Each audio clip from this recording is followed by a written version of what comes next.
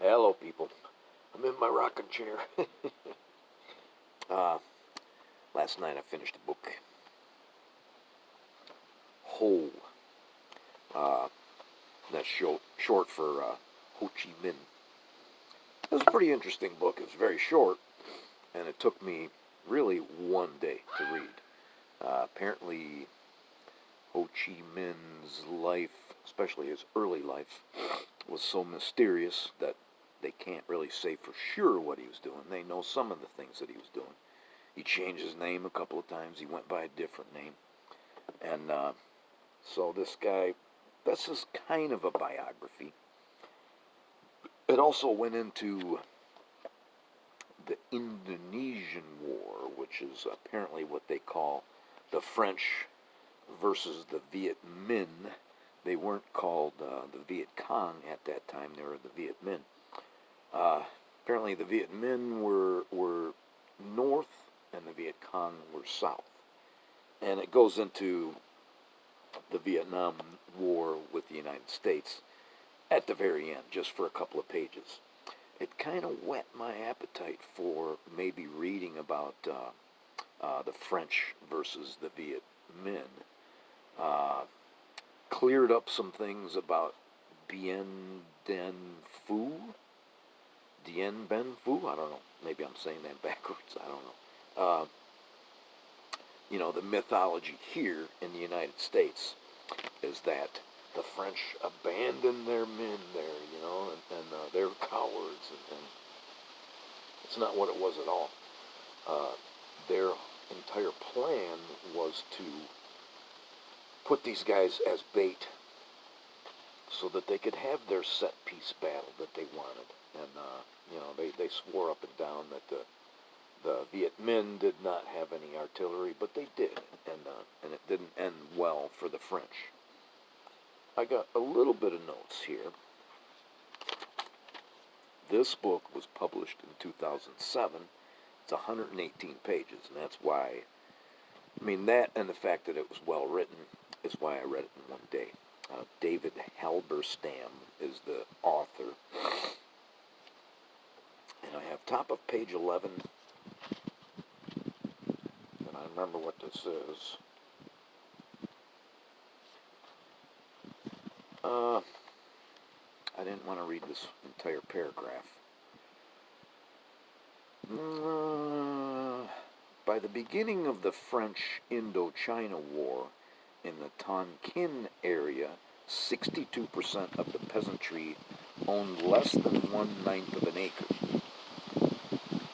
and 30% owned less than 1/4 of an acre. Now, we have peasantry here in this country, and I would say that most of them don't own anything. So we're in kind of bad shape here. Bottom of 72, top of 73. I'm going to read the whole paragraph, I guess. It was this army that within the next 9 years was to grow to 6 divisions. And what they're talking about here is it was just like a company it started out at. And as one of the world's great infantry forces, defeat the French at Dien Bien Phu. There in the mountain hideaway, Giap worked out his essentially simple guerrilla strategy. What did his people have above all else in a showdown with the French? Manpower. What did they lack most? Weapons and materials. Therefore, what should be the heart of the strategy? Go for weapons. Where? Wherever the French were most overextended, in tiny outposts where they were isolated and pinned down. A perfect target where the Viet Minh would know exactly how many Frenchmen with how many weapons were waiting. Where no Vietnamese would warn them of the approach of the Viet Minh, and finally where the Viet Minh could strike in the early morning. If there were 10 men inside the post, the Viet Minh would strike with 30 men. The next day there would be 10 more weapons. Then they would hit posts of 30 men, and soon 100, and then more, always striking in superior numbers, always striking where success was almost certain. As Giap's forces grew, he sent them further into the country to organize villages to extend the network. Giap was like Ho Chi Minh's military guy. He handled that part. Page 75. And then here I gotta find it apparently.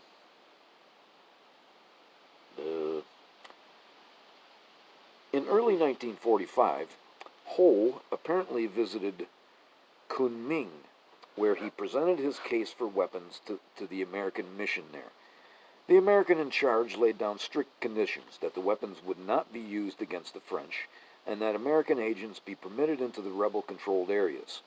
The Americans later claimed that they gave Ho only a few revolvers, although there is considerable evidence that 5,000 weapons were airdropped to the Viet Minh in the summer of 1945 by the Allies. Also, according to both French and Communist accounts, the number of Viet Minh troops in the country at the time of the fall of Japan was 5,000. 5,000 weapons may not have been many by Western standards, but it was far more than any other resistance group had. The Viet Minh's sense of weaponry made its organization seem much more impressive. The number of weapons multiplied in the minds of the population and the opposition. Indeed, one handmade weapon could control a village in the early days of the war. Steadily, Giap infiltrated his troops further into the country. By June 1945, he controlled 6 provinces in northern Vietnam, and he was extending that control all the time. More important, Giap's was the only non-foreign military force. So, Afghanistan is not the only place that we kind of gave out some weapons that ended up getting used against us. Bottom of page 100, top of 101. Ho Chi Minh dies while the war is still going on. I didn't know that. I gotta, the Vietnam War and the French Indochina War is a serious hole in my history knowledge, and I need to plug that, along with a million other holes. For 8 years, the war dragged on. To the French, it was always victories, always heavier Viet Minh casualties, always winning the war. But always there were more Viets, until slowly it began to dawn on some French officials that this was a war of attrition, and that despite the heavier Viet Minh casualty rolls, it was finally the French who were being worn down and exhausted. Sound familiar? Not Bono. It was us that got worn down and exhausted also, just like the French. I don't know. We never learned. I'm sure it'll happen again. Thanks for watching.